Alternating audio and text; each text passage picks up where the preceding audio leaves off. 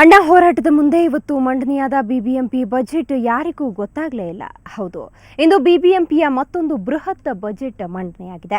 2011-12ನೇ ಸಾಲಿನ ಬಜೆಟ್ನಲ್ಲಿ ಏನಿದೆ ಅನ್ನೋ ಕುತೂಹಲ ನಿಮಗಿದೆ ಅಲ್ವಾ? ಹಾಗಾದ್ರೆ ಈ ವರದಿಯನ್ನು ನೋಡಿ. ಈ ಸಾಲಿನ ಆಯವ್ಯಯವು ಜನಪರ ಮತ್ತು ಅಭಿವೃದ್ಧಿಯ ಪರವಾಗಿರುತ್ತದೆ ಎಂದು ಈ ಸಭೆಯ ಗಮನಕ್ಕೆ ತರುತ್ತಾ ಮಾನ್ಯ ಅಧ್ಯಕ್ಷರಿಗೆ ಆಯವ್ಯಯವನ್ನು ಮಂಡಿಸುವಂತೆ ಕೋರುತ್ತೇನೆ. ಕಳೆದ ಬಾರಿಯಂತೆ ಈ ಬಾರಿಯೂ ಬಿಬಿಎಂಪಿ ಬೃಹತ್ ಬಜೆಟ್ ಮಂಡಿಸಿದೆ. ಮೇಯರ್, ಉಪಮೇಯರ್ ಉಪಸ್ಥಿತಿಯಲ್ಲಿ ಆರ್ಥಿಕ ಸ್ಥಾಯಿ ಸಮಿತಿ ಅಧ್ಯಕ್ಷ ಮಂಜುನಾಥ್ ರಾಜು ಪ್ರಸಕ್ತ ಸಾಲಿನ ಆಯವ್ಯಯ ಮಂಡಿಸಿದ್ರು.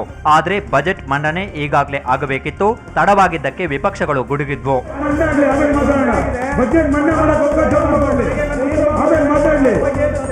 ಇನ್ನು ಈ ಬಾರಿಯ ಬಜೆಟ್ ಗಾತ್ರ ಬರೋಬ್ಬರಿ 9,196.55 ಕೋಟಿ. ಆದಾಯ ನಿರೀಕ್ಷೆಗಳು 9,197.55 ಕೋಟಿ ಅಂತ ಅಂದಾಜಿಸಲಾಗಿರೋದ್ರಿಂದ ಈ ಬಾರಿಯ ಬಜೆಟ್ 1.46 ಕೋಟಿ ಉಳಿತಾಯದ ಬಜೆಟ್ ಆಗಿದೆ. ಈ ಬಾರಿಯ ಬಿಬಿಎಂಪಿ ಬಜೆಟ್ ಹೈಲೈಟ್ಸ್ ನೋಡೋದಾದ್ರೆ 7 ಸಿಗ್ನಲ್ ಫ್ರೀ ಕಾರಿಡಾರ್ ಯೋಜನೆ ರೂಪಿಸಿದ್ದು, ಇದರಲ್ಲಿ ಕಾರ್ಡ್ ರಸ್ತೆಯಿಂದ ಹೊರವರ್ತುಲ ರಸ್ತೆ, ರಾಜ್ಕುಮಾರ್ ರಸ್ತೆಯಿಂದ ಯಶವಂತಪುರ, ಮೇಖ್ರಿ ಸರ್ಕಲ್ನಿಂದ ಹಳೆ ಮದ್ರಾಸ್ ರಸ್ತೆ, ರಿಂಗ್ ರೋಡ್ನಿಂದ ಮೈಸೂರು ರಸ್ತೆಯವರೆಗೂ 7 ಸಿಗ್ನಲ್ ಫ್ರೀ ಕಾರಿಡಾರ್ ನಿರ್ಮಾಣವಾಗಲಿದೆ.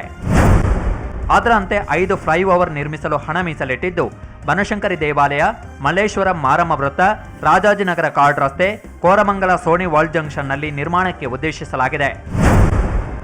ಇಷ್ಟೇ ಅಲ್ಲದೆ ಜಯನಗರ 5ನೇ ಬ್ಲಾಕ್, ಭಾಷ್ಯಂ ವೃತ್ತದಿಂದ ಸದಾಶಿವನಗರ, ಶಿವಾನಂದ ವೃತ್ತ ಮತ್ತು ಬನ್ನೇರುಘಟ್ಟ 3ನೇ ಹಂತದಲ್ಲಿ 7 ಸುರಂಗ ಮಾರ್ಗ ನಿರ್ಮಾಣಕ್ಕೆ ಹಣ ಮೀಸಲಿಡಲಾಗಿದೆ.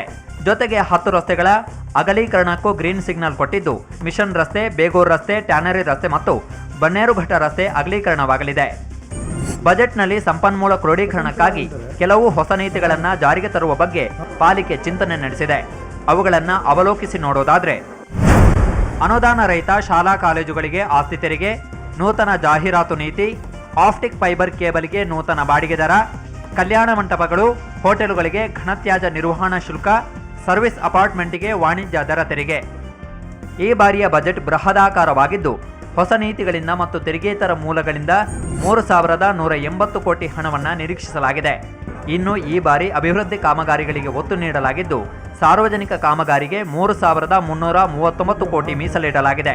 ಮೂಲಭೂತ ಸೌಕರ್ಯಗಳಿಗೆ 1,921 ಕೋಟಿ ಹಾಗೂ ಒಳಚರಂಡಿ ಕಾಮಗಾರಿಗೆ 419 ಕೋಟಿ ಮೀಸಲಿಡಲಾಗಿದೆ. ಇಷ್ಟೆಲ್ಲ ವೆಚ್ಚಗಳನ್ನು ಮಾಡಿರುವ ಪಾಲಿಕೆ ಸರ್ಕಾರದಿಂದ 1,500 ಕೋಟಿ ರೂಪಾಯಿ ನಿರೀಕ್ಷೆ ಇಟ್ಟುಕೊಂಡಿದೆ. ಈ ಸಾರಿ ಖಂಡಿತವಾಗಿ ನಾವು ಮಾನ್ಯ ಮುಖ್ಯಮಂತ್ರಿಗಳ ಸದಾನಂದ ಗೌಡರ ಜೊತೆಯಲ್ಲಿ 3 ಬಾರಿ ನಾನು, ಪೂಜ್ಯ ಮಹಾಪೌರರು, ನಮ್ಮಲ್ಲಿ ಆರ್ಥಿಕ ಎಲ್ಲ ಸ್ಥಾಯಿ ಸಮಿತಿಗಳು ಅಧ್ಯಕ್ಷಗಳೆಲ್ಲ ಭೇಟಿ ಮಾಡಿರ್ತೇವೆ. ಒಳ್ಳೆ ಹೆಲ್ತಿಯಾದ ಡಿಸ್ಕಷನ್ಸ್ ನಮ್ಮ ಹತ್ರ ಮಾಡಿದ್ದಾರೆ. ಬರೋ ವರ್ಷದಲ್ಲಿ ನಾವು ಸಾಲರಹಿತ ಕಾರ್ಪೊರೇಷನ್ ಮಾಡಬೇಕು ಅನ್ನೋ ಉದ್ದೇಶ ನಮ್ಮದಿದೆ. ಪ್ರತಿಪಕ್ಷಗಳು ಮಾತ್ರ ಇದು ಅಪ್ಪಟ ಸುಳ್ಳು, ಈ ಬಾರಿ ಕೂಡ ಸರ್ಕಾರ ಅನುದಾನ ನೀಡೋದಿಲ್ಲ ಅಂತಿವೆ. ಅಲ್ಲದೆ ಈ ಬಾರಿಯೂ ಮಂಡನೆಯಾಗಿರುವುದು ಬಂಡಲ್ ಬಜೆಟ್, ಇದು ಜನಪರವಾದ ಬಜೆಟ್ ಅಲ್ಲ ಅಂತಿವೆ. ನಾಗರಿಕರ ಅನುಕೂಲತೆಗಲ್ಲ, ಅನಾನುಕೂಲತೆಗಾಗಿ ಮಂಡಿಸಿದಂಥ ಬಡ್ಜೆಟ್ ಆಗಿರುತ್ತೆ. ಕಾರಣ, ಬಡ್ಜೆಟನ್ನು ಮಂಡಿಸುವಂತಹ ಒಂದು ಅವಧಿ ಫೆಬ್ರವರಿ ಮತ್ತು ಮಾರ್ಚ್ ತಿಂಗಳಿನಲ್ಲಿ ಮಂಡಿಸಿದರೆ ಮಾತ್ರ ಅದು ಯಶಸ್ವಿ ಕಾಣೋದಕ್ಕೆ ಸಾಧ್ಯತೆ. ಈ ಬಾರಿಯ ಬಜೆಟ್ ಏನೋ ಮಂಡನೆಯಾಗಿದೆ, ಆದರೆ ಆಯವ್ಯಯ ಪುಸ್ತಕದಲ್ಲಿರುವ ಕಾಮಗಾರಿಗಳು, ಯೋಜನೆಗಳು ಕೇವಲ ಪುಸ್ತಕದಲ್ಲೇ ಉಳಿಯುತ್ತಾ ಅಥವಾ ಸಕಾಲದಲ್ಲಿ ಅನುಷ್ಠಾನವಾಗುತ್ತಾ ಅಂತ ಕಾದು ನೋಡಬೇಕಿದೆ. ಅಶ್ವಿನಿ, ಸುವರ್ಣ ನ್ಯೂಸ್ 24/7 ಬೆಂಗಳೂರು. ಕರ್ನಾಟಕದಲ್ಲಿ ಚಿನ್ನದ ದರ ಇವತ್ತು ಎಷ್ಟಿತ್ತು ಅಂತ ನೋಡೋಣ ಬನ್ನಿ. 22 ಕ್ಯಾರೆಟ್ನ 10 ಗ್ರಾಂ ಚಿನ್ನಕ್ಕೆ 25,340 ರೂಪಾಯಿ. ಇನ್ನು 24 ಕ್ಯಾರೆಟ್ನ 10 ಗ್ರಾಂ ಚಿನ್ನಕ್ಕೆ 27,490 ರೂಪಾಯಿ. 1,000 ಕೋಟಿ ರೂಪಾಯಿ ಬಂಡವಾಳ ಕ್ರೋಢೀಕರಿಸಲು ಮುತ್ತೂಟ್ ಫೈನಾನ್ಸ್ ಲಿಮಿಟೆಡ್ ಸಿದ್ಧತೆ ನಡೆಸಿದೆ. ಸುರಕ್ಷಿತ ಪರಿವರ್ತಿಸಲಾಗದ ಸಾಲ ಪತ್ರಗಳ ವಿತರಣೆಯ ಮೂಲಕ ಬಂಡವಾಳ ಕ್ರೋಢೀಕರಣ ನಡೆಯಲಿದೆ ಎಂದು ಸಂಸ್ಥೆಯ ಜನರಲ್ ಮ್ಯಾನೇಜರ್ ಬಿಜಿ ಜಾನ್ ತಿಳಿಸಿದ್ದಾರೆ. ಆಗಸ್ಟ್ 23ರಿಂದ ಸಾರ್ವಜನಿಕ ವಿತರಣೆ ಆರಂಭವಾಗಲಿದೆ ಎಂದು ಅವರು ತಿಳಿಸಿದರು.